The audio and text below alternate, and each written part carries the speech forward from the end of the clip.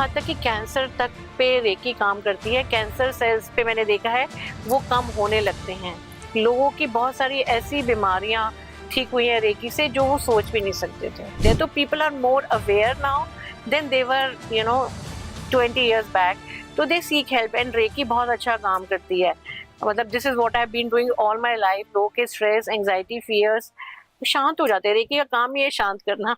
नमस्कार दर्शकों, मैं दिया शर्मा, स्वागत है आपके एचपीएन न्यूज में। और आज हमारे बीच मौजूद है संगीता जी, जो अपना खुद का सेंटर रन कर रही है संगीता हीलिंग टेम्पल के नाम से। सबसे पहले तो मैम मैं आपका धन्यवाद करना चाहूंगी कि आपने अपना समय हमें दिया। मैं चाहूंगी कि आप हमारे दर्शकों को अपने बारे में बताएं। तो मेरा नाम संगीता गुप्ता है और मैं लगभग मोर देन 30 इयर्स से reiki, meditation, various healing technique सिखा रही हूँ। उस समय ये आज का जमाना तो नहीं था, उस समय प्रिंट मीडिया वगैरह होता था, लोग इतना जानते नहीं थे रेकी और मेडिटेशन के बारे में। बट किस्मत ने, भगवान ने, ऊपर वाले ने, उस समय मैं खुद डिप्रेशन से डील कर रही थी। तो मेरे को मेरी ऊपर वाले की कृपा से मेरी जो फ्रेंड थी बचपन की, रश्मि, उसने मेरे को इंट्रोड्यूस कराया विपासना मेडिटेशन से। और विपासना मेडिटेशन में मैं जब गई तो मेरे आगे मेरी टीचर, भाभी टीचर बैठी हुई थी, एलेना उनका नाम था। वो एक रशियन लेडी थी और हम दोनों में एक संपर्क स्थापित हो गया, एक एक एनर्जी सिनर्जी हो गई। और उन्होंने मुझे एक तरह से अपने संरक्षण में ले लिया, अपने एक गाइडेंस के रूप में उन्होंने मेरे को गाइड करा। उनसे मैंने रेकी सीखा, पास्ट लाइफ रिग्रेशन सीखा, मेडिटेशन सीखा, बहुत सारी किताबें। उस समय किताबों का जमाना था तो उन्होंने कॉन्शियसनेस के ऊपर किताबें दी मेरे को, सेल्फ लव के ऊपर किताबें दी, जो मैंने मतलब पूरी तरह से चाट डाली होंगी उस समय। 1 1.5 साल, 2 साल, 3 साल उन किताबों को मैं पढ़ती रही और इतना इवोल्यूशन, इतनी कॉन्शियसनेस का एक्सपेंशन हुआ, इतना कुछ जाना अपने बारे में कि ये कैसे, मतलब ये जीवन क्यों है, किस लिए है, हम कहाँ जा रहे हैं। तो जो डिप्रेशन वाला स्टेट था वो खत्म हो गया और मैं खुद को हील करते करते मैं हीलर बन गई दूसरों के लिए। तो this is my journey in short. और फिर तब से मैंने रेकी, मेडिटेशन बहुत सारे लोगों को सिखाया। पहले हम लोग ट्रैवल करते थे तो लुधियाना, पटना, साउथ में, केरला में, काठमांडू, कई रॉयल फैमिलीज, लुधियाना की कई काफी रिनाउंड फैमिलीज को रेकी सिखाया। और उस समय नई नई थी, बट उस समय शुरुआत हो रही थी रेकी की, तो एक अवेयरनेस फैल रही थी, लोग जागृत हो रहे थे इन चीजों में। तो वो मेरी जर्नी रही है। इसके साथ साथ सीखते सीखते मैंने बहुत कुछ खुद भी सीखा। ये काफी, और हमारी ऑडियंस के लिए काफी मोटिवेशन स्टोरी है। इसके अलावा अगर हम बात करें कुछ क्वेश्चंस पे मैम, आज जिस विषय पर हम यहाँ बैठे हैं, तो मेरा पहला क्वेश्चन है कि हीलिंग या रेकी हीलिंग है क्या? देखिए, हीलिंग है कि खुद को एक तरह से हमने ठीक करना। रे की हीलिंग 2 शब्दों से बने हैं, रे और की। रे का मतलब है यूनिवर्सल लाइफ फोर्स और की का मतलब है ऊर्जा। तो सर्वव्यापी ऊर्जा, एक ऊर्जा है जो ब्रह्मांड में उपस्थित है, जिसको हम अपने शरीर में स्थापित करके अपने हाथों के द्वारा हील कर सकते हैं। तो रेकी का मतलब है सर्वव्यापी ऊर्जा जो हमें हील करती है, जो हमारी subtle body, energy body chakras के थ्रू फ्लो करती है। तो ये एनर्जी एक तरह से कह सकते हैं एक फ्रीक्वेंसी ऑफ हीलिंग है। तो ये फ्रीक्वेंसी ब्रह्मांड में है और इसको हमने अपने चक्रास को ट्यून इन करके हमारे हाथों के द्वारा प्रवाहित होती है। इसके अलावा मैम, क्या हीलिंग सिर्फ हमारे मेंटल हेल्थ पर वर्क करती है या हमारी फिजिकल बॉडी पर भी वर्क करती है? तो reiki mental, emotional, physical, energy सारे तल पे काम करती है। तो अगर आप मेंटल और इमोशनली किसी के ऊपर काम करते हो तो उसकी फिजिकल हेल्थ बेटर होती है। अगर आप फिजिकल हेल्थ पे काम करते हो तो मेंटल हेल्थ बेटर होती है। तो दोनों चीजें आपस में मिली जुली हैं। आजकल तो डॉक्टर्स भी बोलते हैं कि आपका ब्लड प्रेशर को ठीक रखना है तो आप शांत रहो। तो मेंटल हेल्थ अगर आप ठीक करोगे तो आप देखते हो कि आपका ब्लड प्रेशर भी ठीक हो रहा है। तो रेकी भी हर चीज पे काम करती है। तो मैंने यहाँ तक कि कैंसर तक पे रेकी काम करती है। कैंसर सेल्स पे मैंने देखा है वो कम होने लगते हैं। लोगों की बहुत सारी ऐसी बीमारियां ठीक हुई हैं रेकी से जो वो सोच भी नहीं सकते थे। मैम, हीलिंग या सिर्फ रेकी हीलिंग कितने तरह की होती है? देखिए, हीलिंग मोडालिटीज तो बहुत सारी तरीके की हैं और रोज नई नई इजाद हो रही हैं। रेकी हीलिंग तो एक ही है, सर्वव्यापी ऊर्जा तो एक ही है, बट उसको करने के तरीके बहुत सारे हैं। अगर हम कह रहे हैं एलोपैथी, वो पैथी है, वो भी एक हीलिंग टेक्निक है। आयुर्वेद है वो भी एक हीलिंग टेक्निक है, और प्राणिक हीलिंग है वो भी एक हीलिंग टेक्निक है। तो हीलिंग की बहुत सारी मोडालिटीज हैं, उनके बारे में ना तो मैं सबके बारे में जानती हूँ, मैं सिर्फ अपने विषय के बारे में जानती हूँ कि रेकी हीलिंग कैसे काम करती है। बट एक कॉमन चीज ये है कि सबके सब हील करती हैं, मेंटल और इमोशनल लेवल पे हील करती हैं। एनर्जी वर्क जो है वो मेंटल और इमोशनल हील करता है हमें। क्या एक नॉर्मल पर्सन सेल्फ हीलिंग सीख सकता है मैम? हर कोई सीख सकता है, नॉर्मल बंदा सीख सकता है, छोटे बच्चे 8 साल के बच्चों से लेके मेरा सबसे छोटा जो क्लाइंट था वो 8 साल का था, और जो ओल्डेस्ट मेरे स्टूडेंट रहे वो 97 के थे। Nice. तो हर एज का कोई बैरियर नहीं है, एनीबडी कैन लर्न रेकी। ये तो ऊर्जा है ना, तो अब जैसे हम ऑक्सीजन है ऐसी एनर्जी है, एनर्जी से आप कनेक्ट हो जाए तो वो आपके लिए हील करेगी।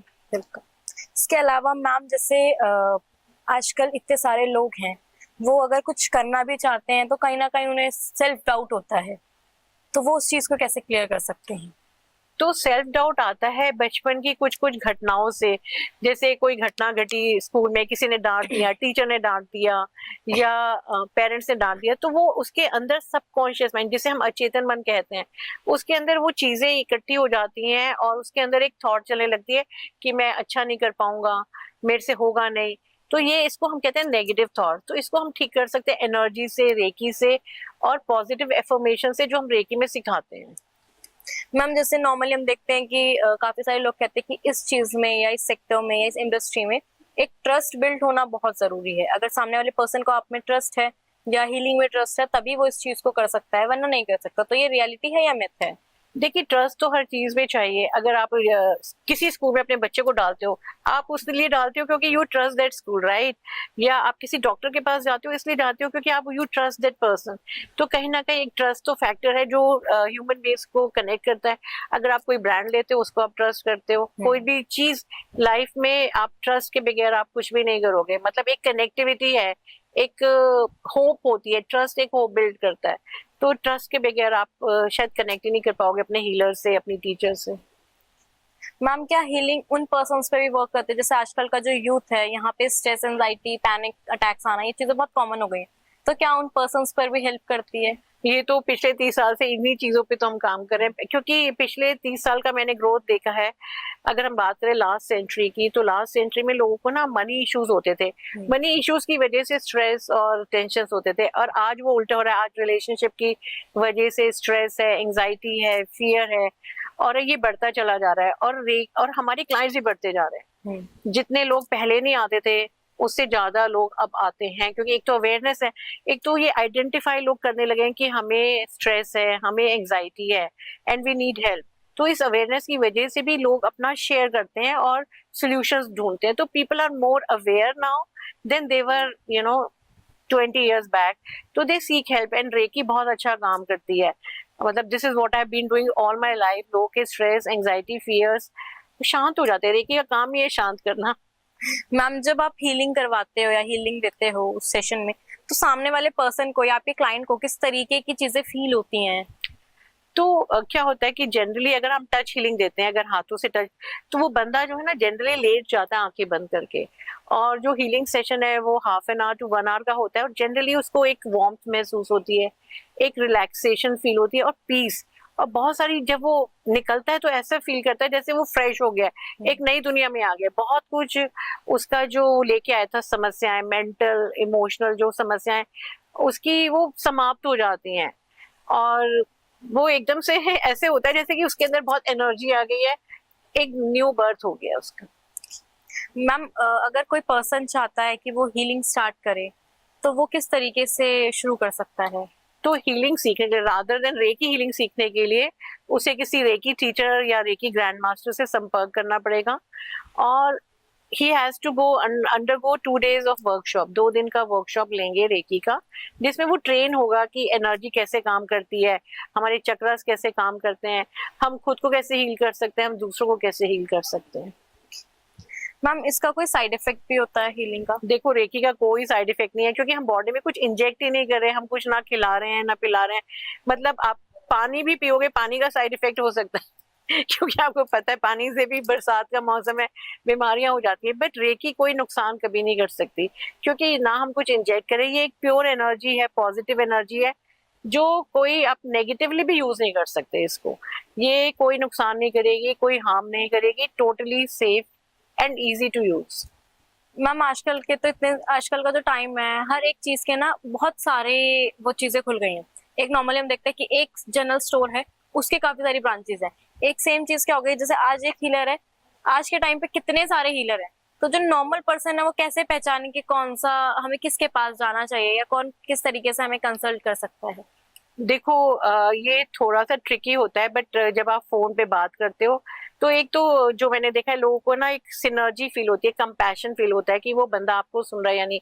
तो अगर आप किसी से बात कर रहे हो और आप सोच रहे हो कि भाई मेरी ये समस्या है, अगर जो रेकी हीलर आपकी बात को ध्यान से सुन रहा है, तो एक पहला चीज तो ये कि वो आपको सुन रहा है, आपको समझ रहा है, कंपैशन है उसके अंदर। दूसरा ये कि आपकी बात को उसने पूरी तरह से समझ लिया और वो आपको मैनिपुलेट नहीं कर रहा मनी के लिए। तो दूसरी चीज ये है कि उसका जो फोकस है पैसे पर है या आप पर है, वो आपके बेनिफिट की बात कर रहा है या अपने बेनिफिट की बात कर रहा है। और तीसरा है ट्रस्ट, ऑब्वियसली रिकमेंडेशन। फिर दो तीन चीजें और आप उससे पूछ सकते हो उसका एक्सपीरियंस कितना है, उसकी लीनेज क्या है। रेकी में एक लीनेज होती है कि आप, क्योंकि रेकी की शुरुआत करी थी डॉक्टर उसुई ने, तो डॉक्टर उसुई की लीनेज से वो टीचर आ रहा है या नहीं। तो ये 4-5 चीजें अगर आप ध्यान में रखोगे तो आपको एक जेन्युइन, लविंग, कंपैशनेट हीलर मिल जाएगा, रेकी टीचर मिल जाएगा। और मैम एक हीलर को किन बातों का ध्यान रखना चाहिए? जो देखो, जो चीजें रेकी टीचर में है वो हीलर में होनी चाहिए। कि एक तो ये कि वो कंटिन्यूअसली अपने ऊपर वर्क करता रहे, क्योंकि अगर आप अपनी चीजों, ऐसा नहीं है कि मैं हीलर बन गई हूँ तो मैं परफेक्ट हो गई हूँ, मेरी लाइफ में कोई प्रॉब्लम्स नहीं है, ऐसा नहीं होगा। मैं ऑनगोइंग लाइफ में चैलेंजेस आते रहेंगे, और अगर मैं अपनी हीलिंग करती जा रही हूँ, अपने ऊपर सेल्फ वर्क, इवोल्यूशन का सेल्फ वर्क, मेडिटेशन रोज करती हूँ, अपनी रेकी की हीलिंग रोज करती हूँ, तो ये बहुत इंपॉर्टेंट है कि जब मैं दूसरों को हील कर रही हूँ उससे पहले मैं अपनी हीलिंग का ध्यान रखूं, अपनी हीलिंग पे फोकस करूं, और अपनी इवोल्यूशन पे प्रोसेस को मैं एवरी डे करूं। अपना स्पिरिचुअल जर्नी को मेंटेन करना बड़ा जरूरी है। अगर हमने अपनी स्पिरिचुअल जर्नी या अपनी सफाई नहीं करी तो हम दूसरों को हेल्प नहीं कर सकते। मतलब it is like brushing your teeth every day. एक हीलर को अपनी हीलिंग रोज करनी है, जैसे वो रोज अपने दांत साफ करता है, ऐसे उसको अपनी रोज हीलिंग जरूर करनी चाहिए। मैम जैसे काफी बार ऐसे सुनने में आता है कि आप मेडिटेशन कर रहे हो, मेडिटेशन भी एक हीलिंग का ही पार्ट है। तो क्या ये सच में एक जैसे होते हैं हीलिंग और मेडिटेशन, या इन दोनों में कुछ फर्क होता है?